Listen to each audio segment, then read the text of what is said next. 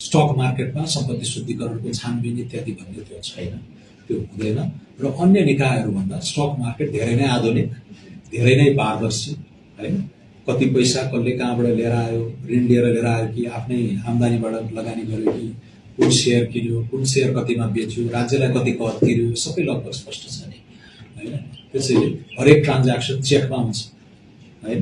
चेकमा चाहिँ ट्रान्ज्याक्सन गर्ने गर्नुभएको छ तपाईँहरूले भनेपछि यो अरू निकायहरूभन्दा त पारदर्शी प्रविधि मैत्री भयो र यो अनुभव त अन्ततिर पनि लाने भयो हामीले।